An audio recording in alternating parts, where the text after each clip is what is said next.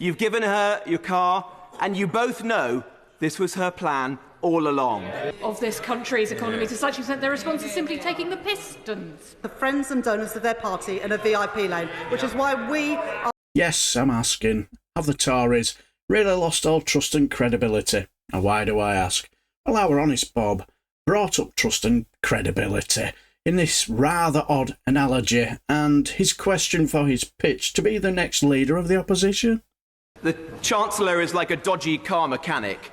She says she's done all the searches, she gives you a fixed price, you hand in your car keys, and then a few weeks later, she's found all these new problems. The price has doubled, but it's too late. You've given her your car, and you both know this was her plan all along.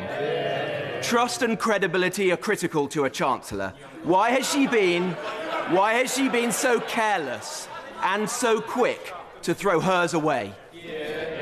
Chancellor.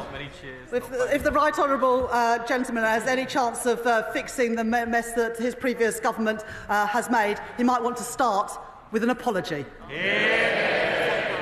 Well, Rachel Reeves did seem to ask this question a lot in a number of questions she received from Tory MPs, an apology.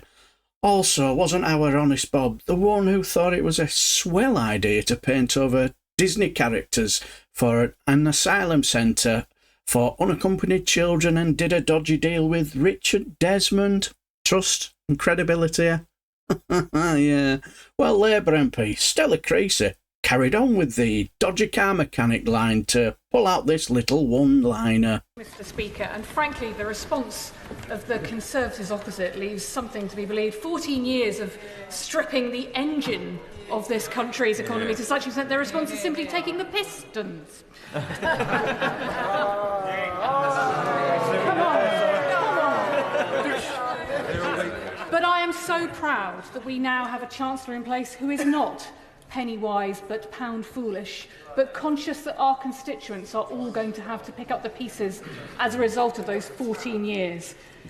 Can she tell us a little bit more about her audit and what it has identified about the money that was wasted by the previous government by their approach to mismanaging capital projects? We now know, for example, the failure to rebuild Whipps Cross Hospital has already cost us an extra £50 million in the last few years alone. Our constituents will pay the price of this government for many years to come. This new Labour government needs to be honest with them. Can she tell us just how much money, sorry seems to be the hardest word for them to say, is costing us? Chancellor. Well, what this country are owed is a £22 billion apology by the party opposite. And my honourable friend is right to point out the overspends in this Parliament, including on the hospital programme. A £4 billion gap in the budget between what was announced and what was needed for those hospitals. £6.4 billion overspend in the asylum system, all unfunded and all undisclosed until I have done so today. I'm sure Stella Creasy should apply for Britain's Got Talent. Also, I'm not too sure she should consider giving up a day job anytime soon either. But clearly, Tory MP Julian Lewis seemed to like it. Then he seemed to, well, for me, really show that whatever trust and credibility the last government had was well and truly gone down the toilet. I can't hope to match the splendid double entendre of the Honourable Lady for Walthamstow, but may I say to the Chancellor that one effect of being here a long time is a realisation that no one party has a monopoly of wisdom. Is she willing at least to concede, given the impartial assessment by the House of Commons Library that COVID cost this country between 310 and 410 billion pounds, that the previous government did a pretty good job in getting inflation down to 2% less than 2 years after the pandemic? The pandemic is no excuse for making unfunded spending commitments, and that is precisely what the government did.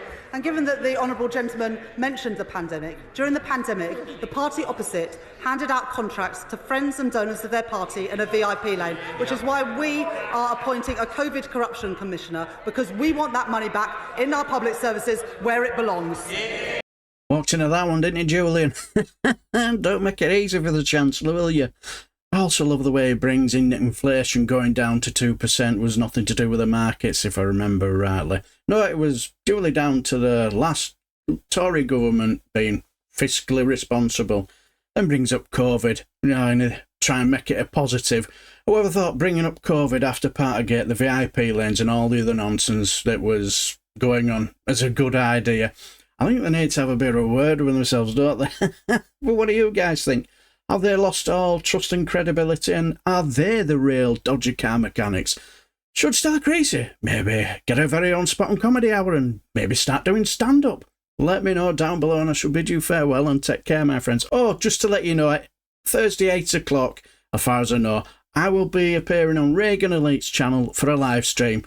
So if you want to come and join me, I'll be there 8 o'clock. And if you're not subscribed to Reganelite, please do. Very informative and very good, and very enjoyable to watch. Brilliant live stream. So I shall just leave the video here and take care, my friends.